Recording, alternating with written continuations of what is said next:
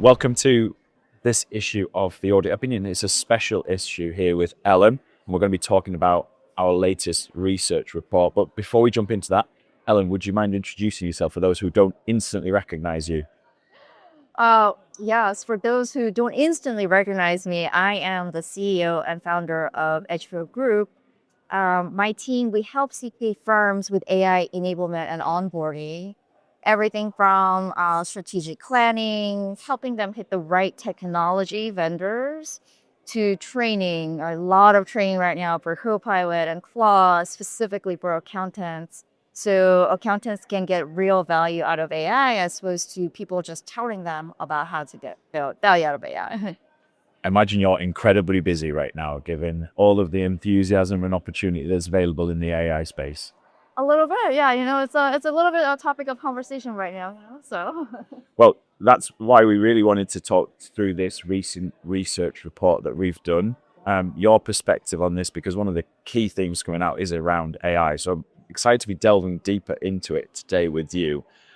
For those who haven't already read the report, this is a piece of research we do with 2,000 US finance teams, effectively, the people who buy the audit service. And for me, this is a really powerful and insightful piece of research because we're asking the questions that I think a lot of CPAs should be asking their clients, but maybe are a little bit nervous about what the answer is going to be. And so for me, this is a really important thing we do each year. It gives firms some incredible insights. And you've written the foreword for us. What were your immediate takeaways and thoughts as you turned through the research paper? I thought the research paper had such interesting, sometimes counterintuitive insights, which is exactly why we should do more research, on the topic, especially with AI just really disrupting so many things, including the concept of what is an audit, what is a value. So, I was immediately drawn to the fact that there was a lot of really robust, interesting stats from the clients themselves. And, that's really what we really all care about at the end of the day. As for accountants, it's all about the clients, right? And I also thought this was such a great piece for opening up the conversation beyond the efficiency of AI. And that just, that's obvious in terms of hours saved, your productivity. But you and I know, especially with the research report and all the conversations that we've been part of, that AI is so much bigger than that. And it has much bigger impact, both positive and sometimes not so positive on the firm and their bottom line. So I was super excited to dive into all of that with the research in the starting point.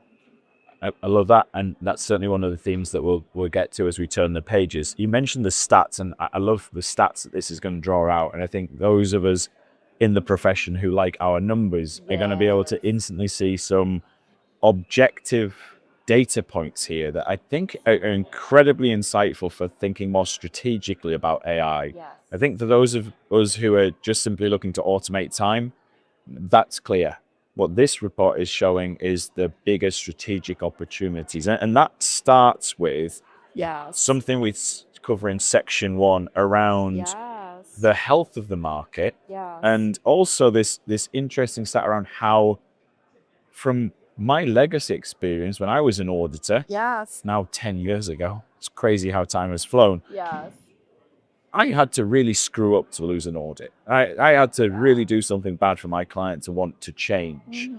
And the opportunities I had were quite limited each year. The opportunity to pitch and sell to a new Right. client, it took years to open the door for that. And what this research shows is that clients are more willing to change than ever before. We've got some incredible Mhm. headline stats here of Yes. 44.6% said they were very likely to switch auditors in the next 3 years. And Yes. that goes up above 90% when you start to think about Right. likely and very unlikely. So was that something that surprised you, Ellen? Yes, it was very interesting. In business, we have this idea of leading indicators and lagging indicators, right? So sometimes you could look at business metrics and they look really strong and amazing and, very positive. And that's great if they are leading indicators, but sometimes you can have lagging indicators that are very positive and leading indicators that actually suggest that there might be more trouble on the horizon. And to me, when I read that 91.2% of clients say they're likely to change auditors, while the average score of 8.26 out of 10. So they're happy with their auditors, which might suggest that they're not looking to change. Yet, when you actually probe deeper, they are looking to change. So that to me is a really interesting leading indicator for auditors and audit teams in terms of how they might want to rethink their client delivery model, their experience, and all of that. And you touched on that. Those two stats feel like they're completely counter to each other. The clients are saying out of 10, 8.2 is their experience of the audit. So they're having a good experience. That's a very positive number. Yes. Yet they're very willing to change. Right. And I think that could be a function of that they're starting to understand that the service that they have been getting is going to change quite significantly through AI, automation, and just broader technology capabilities. Exactly. What I am seeing and audit and other service lines as well is clients, I mean, our clients are not stupid. Like they have access to all these AI tools too. Like they're using Claude, they're using Cowork, they're using, agentic AI, they're using ChatGPT. And it's really bringing into the foreground what exactly does my auditor do for us? And I know how to do all of these things in technology. How does that really impact what I'm getting from them? So it's like really interesting period right now of really societally, everyone is just questioning because of AI being such a disruptive technology when it comes to business. Like, what is the true value that I'm getting from whatever service, which was good enough or even excellent even 12 months ago. But now everything has changed. Let's turn the page to section 2 then, because then we see this theme coming through around value, which I think starts to build on that story of happy but looking for more. Yeah. And we see this through the desire for more choice. Yes. Now, again, my experience as an auditor used to be we took last year's fee, we worked out whether we need to do a little bit more work than this year. Right. We've got inflation on our salary costs, and we go and fight for a 2 or a 3% fee increase compared to last year. But what this is telling us is that firms should maybe be mindful that clients are looking for more than that. They're looking for choice. Yeah. We say here 95.9% of clients are saying they want more choice in the scope of the work, the outputs they're coming from the work, Right. and what they're getting. That's fascinating to me. Yeah. It's really, I think there's something about how technology and AI has also just enabled a lot of personalization and customization that was not really available, and this idea of audit used to be perceived as being very standard, and it's like just a stamp, you didn't do anything wrong and you're not going to go to jail. It's a very regulatory thing to now actually saying, hey, actually it's a product, it's a service and an experience, that I am getting like through this entire, business service. What does that look like for me, right? So I think that is such an interesting reframing of what an audit is that we haven't had to really, think about or grapple with, but we are now in terms of, you can actually have different pricing with different scope and different types of outputs. Yeah. And customers want choice. Yeah. And customers, the clients of the accounting firms, seem to also be saying that they're willing to work differently to be able to get more value, more flexibility in some of the pricing. So we see here a really powerful stat that 97.2 said they would prepare more information earlier for their auditors in exchange for a 10% fee reduction. And again, I think one of the biggest inefficiencies in the audit process is often the timeliness of information from clients and the quality of information as well. And so this seems to indicate that clients are aware that preparing better information earlier is something that will be valuable to the auditors. Will the auditors give them some benefit from doing that? Yes, absolutely. I also thought this was very interesting. It's as if their clients are aware that when they send things in late or things are low quality, then the audit gets stalled or, it goes late and it's more time and more effort on the audit team's part. So they, are cognizant of their role in actually having the audit run and what that experience is. And this idea of, well, if I have higher quality information to you upfront in a very disciplined, and process driven way, that's actually a benefit for you. So it's like a dialogue actually, right? That the client wants to have with their auditor. And I think for people to think that through, sure, the question's focused on getting a 10% fee Yes. reduction, and pretty much everyone said they would do that. Play around with that. It doesn't have to be 10%, doesn't the fee reduction, but thinking through, okay, how can I make sure the client's working in a way that is going to allow me Yes. to deliver the work more effectively? Right. I use the word effectively, yes, efficient, but also higher quality, more value. Absolutely. Lean into that, play around with it. Maybe a 5% fee reduction is enough incentive. Maybe Right. thinking about pricing it so they get a discount if they deliver, but only if they deliver. Absolutely. Loads of things there to unpack, but that data point to me indicates that there's some room there for firms to experiment and see how clients would respond to the question of, would you be willing to give us better information? Absolutely.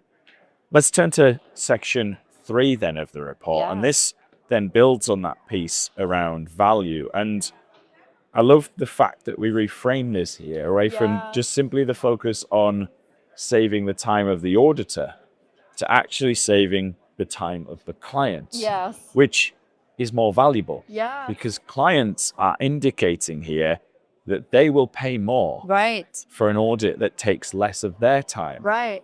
Now, think about that. Clients won't pay more for an audit that saves your time Yes. as the auditor, but they will, per this research, pay more for something that saves them time. So we've got the headline stat, 32% would pay 11 to 20% more Yeah. to save the time of their team. Yes. That's huge.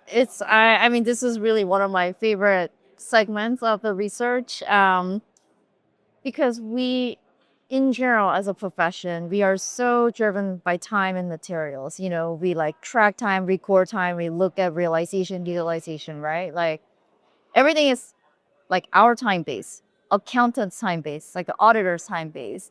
And it's almost like, what if you actually like flip the script around and like look at their time, right? So I think if more auditors kind of took that approach, then it will be very clear that, of course, we all want to save time, and that's actually very valuable, right, to them. So it's like really this value-driven approach for the client in a way that looks at time in a very different way. And the reality is, if we can move the fee income number, that has a far bigger impact than changing the cost base of the accounting firm. So absolutely value in automation and value in reducing the amount of time it takes to perform the audit. Yes. But far greater value if we can do something that actually defends our fees. We're going to see some themes here around AI threatening the fee levels, or potentially being able to increase the fees because we've pointed the benefit of AI at the client more directly than internal processes and automation of our work. 100%. And I think I don't want to jump the gun, but like in terms of AI and like how we speak about AI and the disruption of AI, it's like, what if we could reframe it from a client experience perspective, right? It saves the auditor time, but it also makes the client experience better. It's smoother. The modern technology, they can upload things and it spots things in real time that are missing, or there's a lot of interesting non-time related value add from using AI and being more effective at doing an audit that actually justifies charging them more, even though the auditor might spend less time, right, on the audit itself.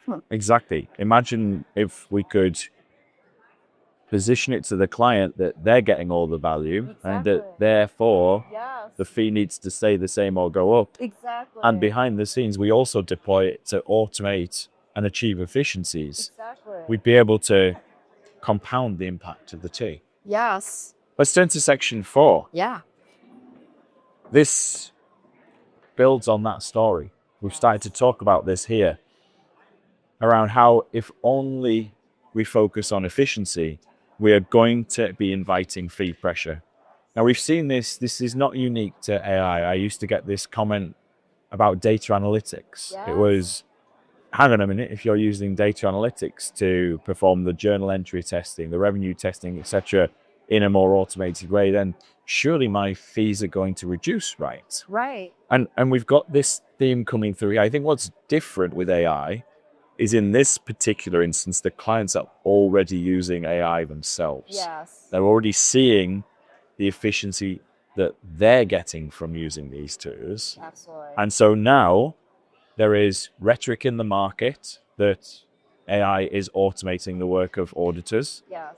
I think KPMG did one of the dumbest things I've seen any business do Right. when it became publicly known they'd negotiated down the fees with their auditor in the UK because of AI. Right. And talk about a Yes. misstep in terms of Yes. expect all of your clients to ask you for that as well. Exactly, right? But we focus then on the client's perspective on the adoption of AI. And we see this stat here, 90.8% Yes.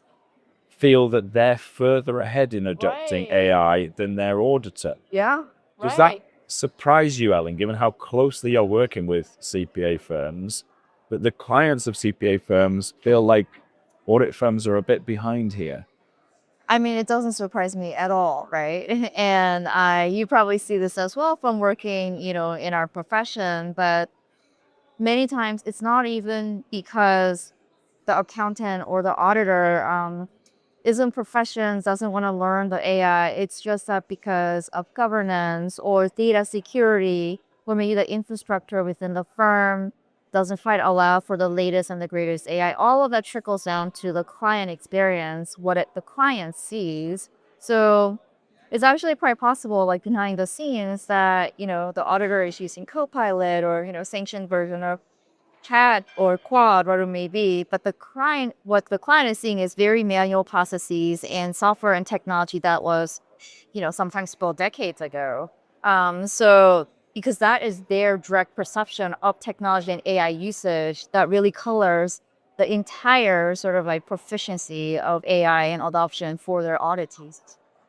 I think that's really important to call out. This doesn't necessarily say audit firms are behind, you need to go quicker. This is the kind of, we're bashing people here. Yes. Because we do need to recognize that finance functions, clients don't necessarily face the same regulated background that auditors do here. Exactly. So this doesn't necessarily mean, auditors are lazy, auditors are refusing to adopt technology, etc. Right. But it is important perspective Yes. to bear in mind that your clients might feel that they're ahead of you. And so you need to have clarity of your communication. You should need keep anticipating questions in this particular area. Yes. And I like what you said there.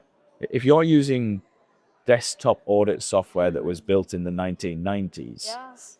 the client's going to feel like you're a long way away from being ready for this. Yes. Versus if you're starting to initiate that conversation, if you're starting to ask them questions about how they're using it, what they're seeing, how they feel it could be helpful in the audit process, leaning into that topic, I think, is something that firms should be very deliberate and intentional about.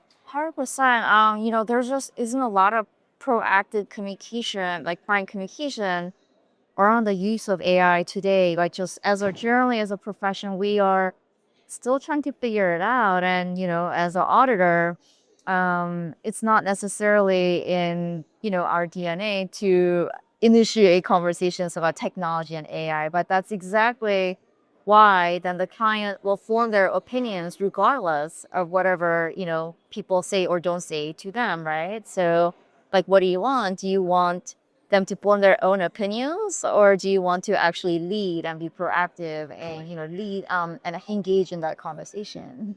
I think there's some real insights in this particular section here that firms should be taking note of.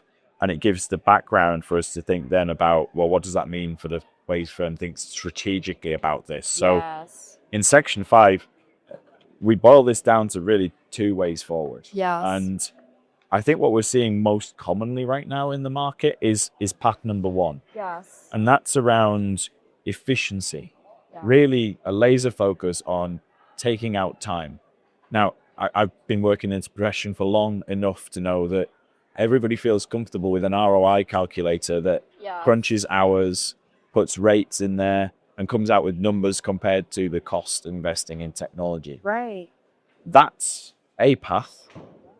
But I worry about that creating a race to the bottom here in the profession, because Yeah. ultimately, one of the things we've never been that great at in the accounting profession is avoiding the undercutting our competitor down the road. And Yes. if we're able to deliver some of the headline numbers here that are being touted of 20, 30, 40, maybe 50% reductions in time, Right.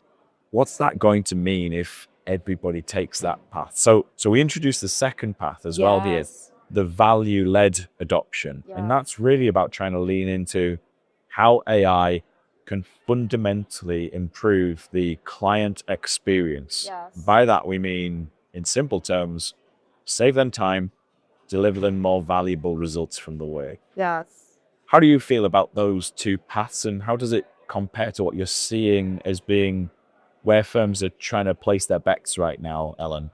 Yeah, I think, as you said, the efficiently led path is one that is as old as time, and there is always this concern, this underlying concern that the tier above us is going to undercut us on price and take I see it like top 10 versus top 50 versus top 100, right? And then them going back down to mid-market, like every tier, because we have seen it historically before.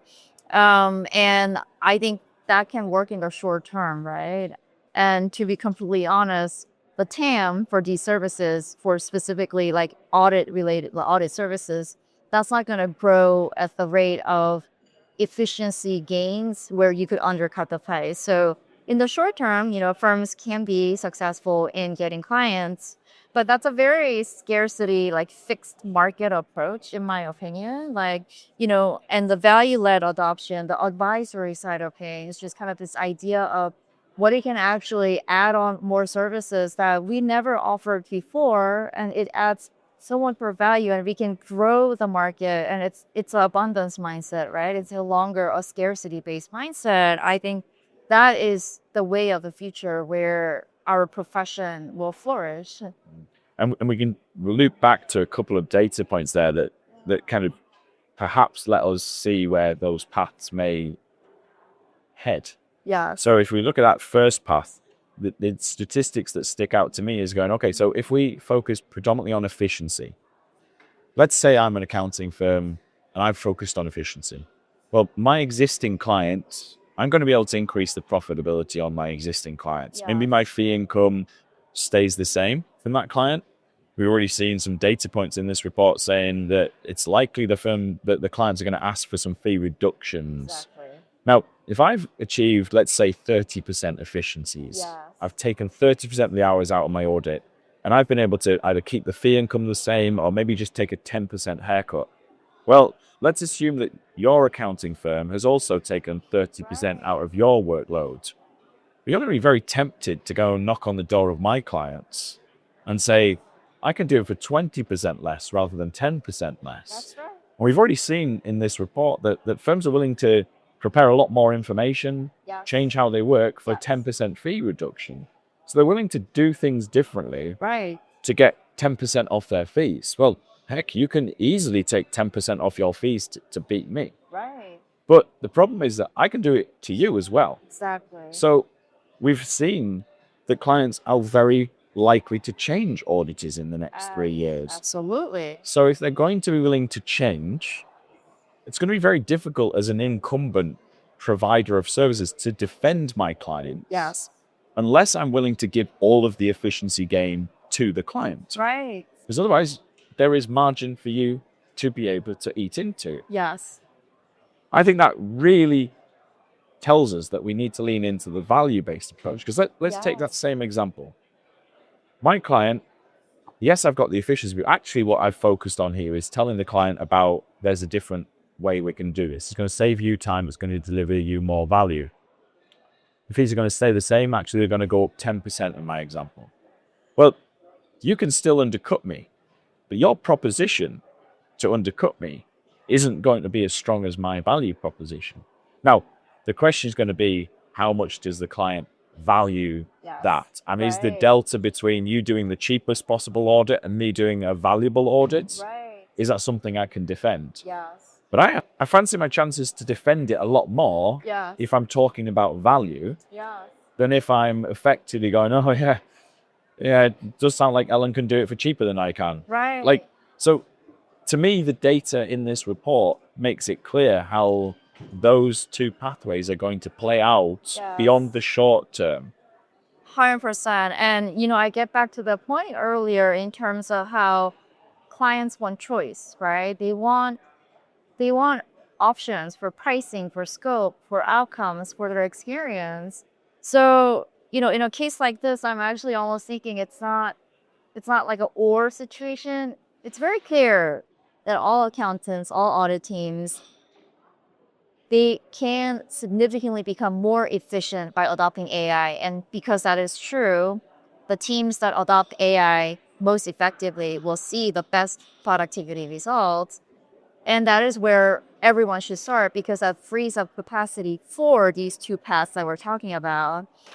And, it's almost, what if you could give the client a choice of the light version, which is like the baseline, it's like the 3-tier SaaS option, right? Like The three box pricing, where one of the boxes can be, hey, if you would like, as the client, the most efficient, most effective, cheapest way of getting this compliance service, because you just want compliance.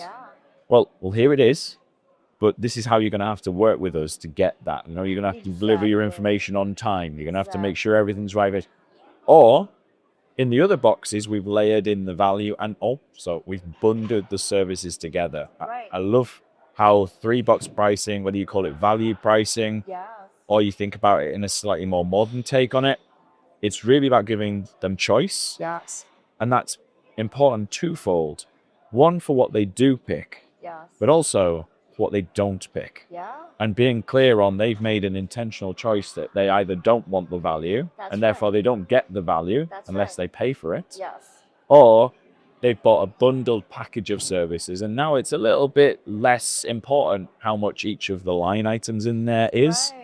Compliance becomes more the byproduct of the broader services that we're offering in more of an AI world. Absolutely. No, and I think this all, and it comes back to, we always meet clients, wherever they're at, right? So maybe one year they start out with the most efficient option that is, just the compliance aspect. But once we build a relationship as a trusted advisor, and you do a good job, and you have ongoing, and there's opportunities for the client to see more value in, right? Like, this is classic SaaS, like upselling, right? So I think that can apply here too. I think so. And we're from that software as a service background. So a lot of these pricing technologies, pricing psychology, the Homer Simpson second cheapest bottle of wine on the menu. There's a lot here that we could unpack. But certainly we've had conversations before with the likes of Ron Baker and how this can fundamentally change the way we think things. And I think firms would be wise to be thinking about doing that at the same time as implementing AI, because I think it would be a missed opportunity to implement AI and then think, oh, what's the commercial impact of this in year 2? 100%. The horse is bolted at that point in time. The client's seen what this looks like. Whereas this is an opportunity to almost go, it's your lucky day. We've invested heavily in technology. We can now offer a new service approach. Exactly. Here it is. Here's what it looks like. And importantly, shifts the conversation to value. Yes. And no longer is there the implication that the fees are based on time, which is going to cause us some severe headaches in an AI world. 100%. Let's keep going in the report. We turn to section 6 here. And this really compounds what we've been talking about there, the sentiment that clients strongly believe 96.2% of these clients are saying that their auditor could add more value through non-audit services. Yes. Now, whenever we broach this topic in the area of audit, we must instantly recognize there are independence rules here. Yes. It works differently in public versus private. That's right. And so this report does not necessarily get into the nuance of that. Yes. However, there is always opportunity Yes. within those rules Yes. for auditors to be more creative Absolutely. and add more value to their clients. So the clients want this, and they believe they can get this from their auditors. Right. And harking back to they want more choice. Yeah. You just talked about 3-box pricing. This feels to me Yeah. like this gives us the authority to be giving clients what they want.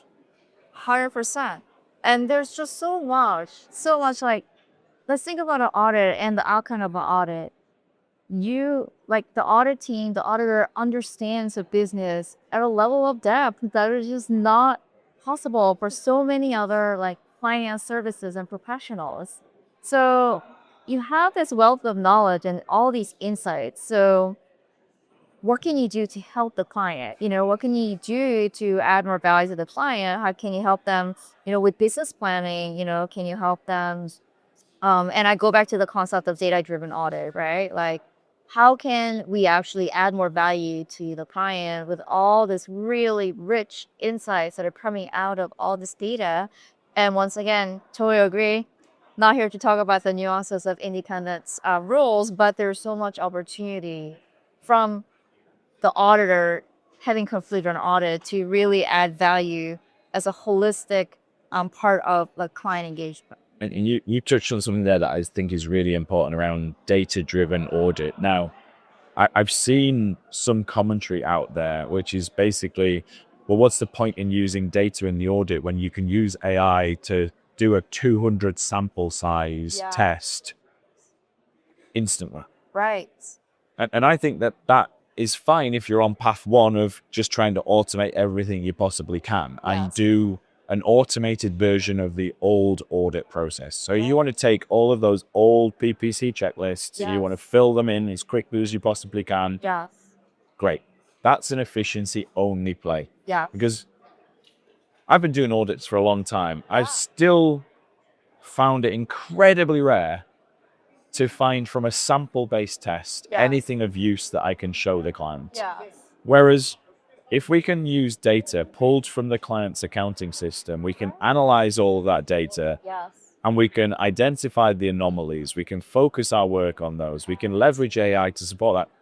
That is going to give us the rich insights that are going to either help us immediately deliver value as a byproduct of the audit, or start to think about what that data tells us about the client that is going to be more informative, more valuable. Again, within the rules of using that data, there is a wealth of opportunity to be able to do more than if you're just testing 200 sales invoices as quickly as you possibly can. So coming back to value, if we want to deliver the value that the clients are looking for, I think we need to do more than just simply try and use AI to automate the old checklist audit. We need to embrace more data-driven techniques. I really love that point because where auditors start, where audit teams start is really the idea of we have a process and how does AI fit into this process.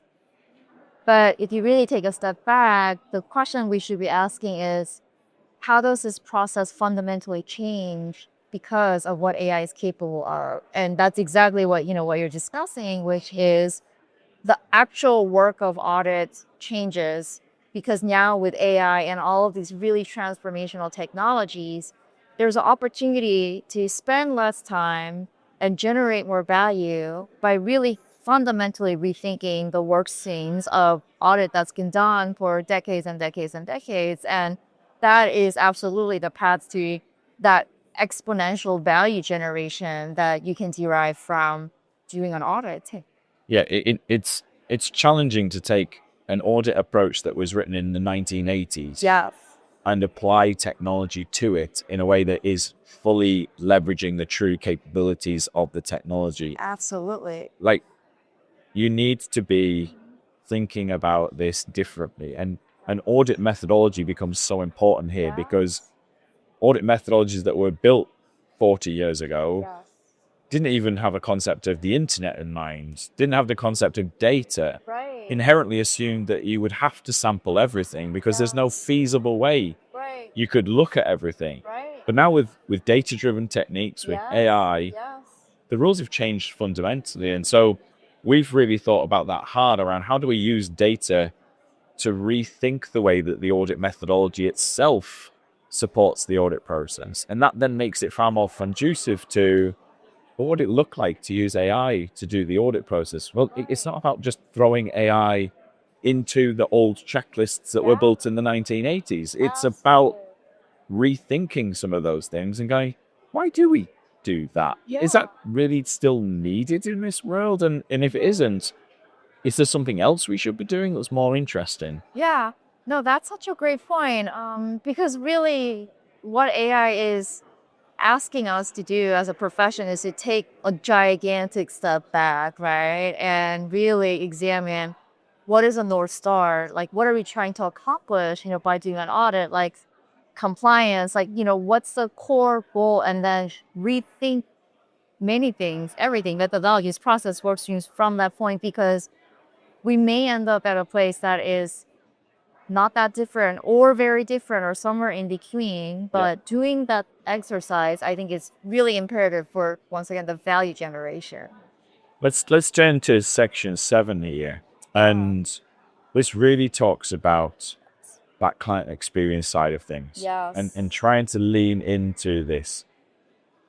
I think this is a very important point here, and it builds on something we touched on earlier. Around 95.3% say it's important that auditors use modern audit technology. Now, this is something I've said for some time now around the credibility of the profession and the relevance of the profession.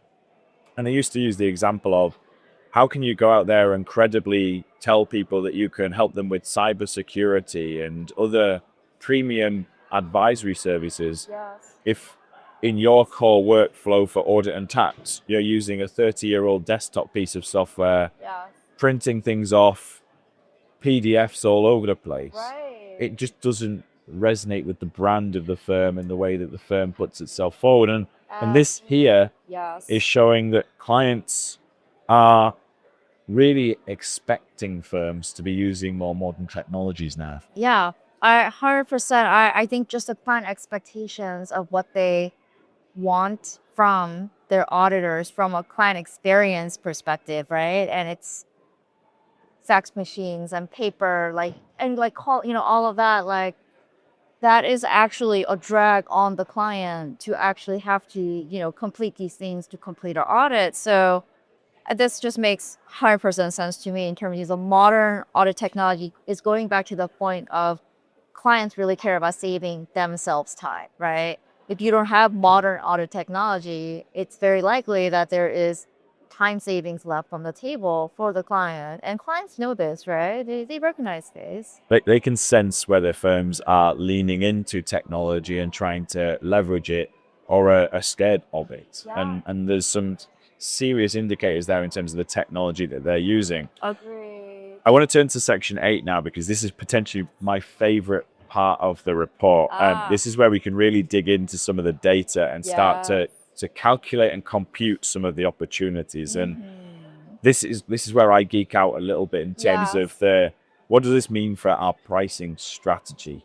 Now, what we've done is, for context, taken one of the questions, which is around if you were able to get a more valuable audit process, how much more would you be willing to pay? And we give the clients ranges.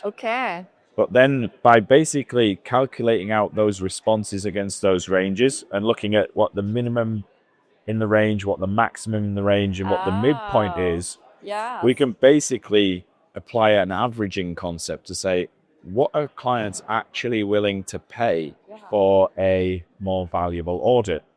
And so what we can see is that if we play out those numbers, in 2026's survey, the clients are willing to pay 13.3 to 20.9% more for an audit service that delivers them more value. So let's take a second to pause on that. Our existing clients, Right. if we were able to go to our existing clients and tell them that we've got a more valuable audit approach, whether it's from technology or broader innovation, doesn't Sure. really matter. Yep. They are saying they're willing to pay 13.3 to 20.9%. That's a significant growth opportunity Yeah. from our existing client base. Now, we must acknowledge that firms, clients saying they're willing to pay something more is different than them actually being willing to pay more. Sure. But this seems to say that the opportunity is quite significant if we were to lean into Yes. this value-based approach. 100%. I think this says that they're very open to hearing options and different value that they can get. And they're very open to actually like paying more, So this is not a foreign concept for them.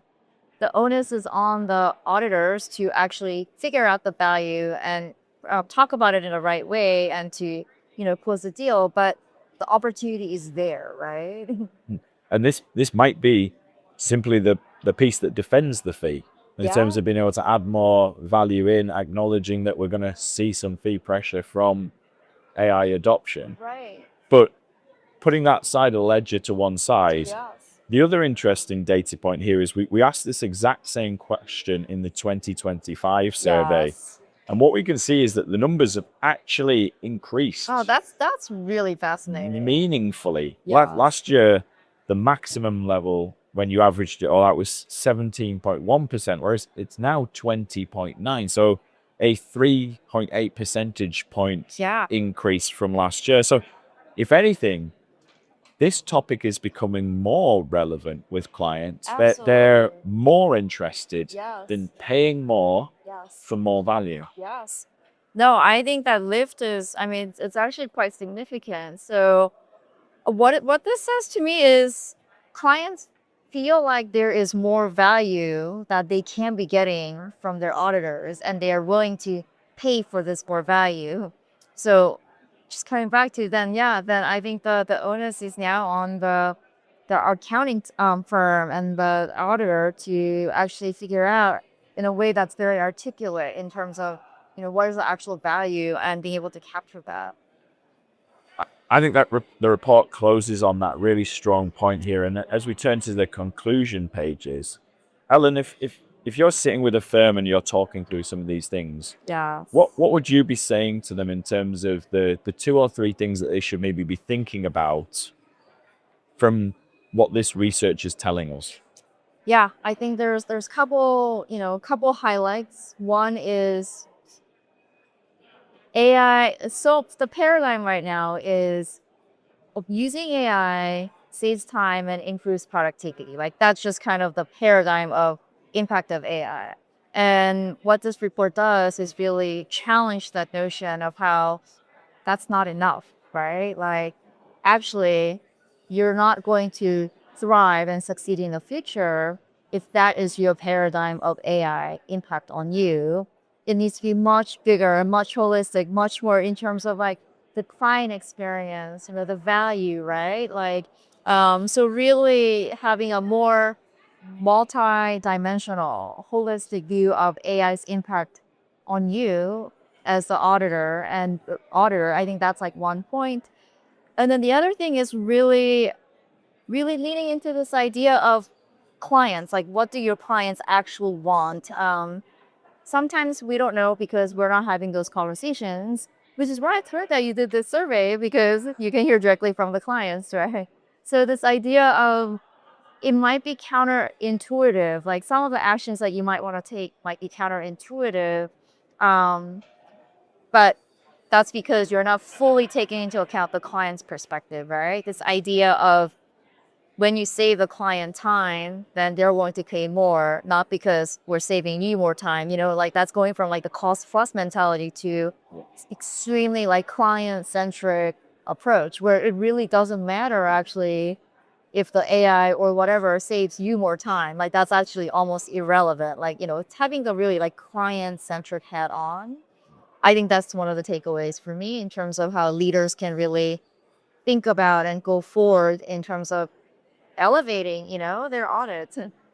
And I'd say for anyone reading the report who's skeptical about the numbers or that this was relevant to their client base, go and talk to your clients about it. Go and Yeah. ask them some of these questions Yeah. and get a sense of where they're at Absolutely.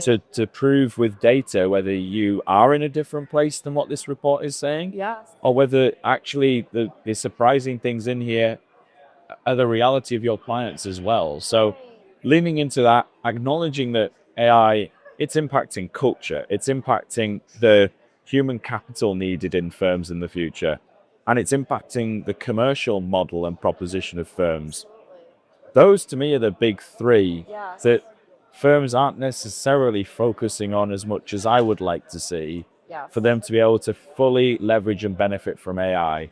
We're focused right now on getting the tools in, getting them working, saving time. Absolutely. And that's a functional play, but it's not the strategic play that I think AI offers the accounting profession. Agree. Yes, 100%. Ellen, thank you very much for talking this through with me today Thank you and for sharing having your me. insights on the report. Happy to. My pleasure.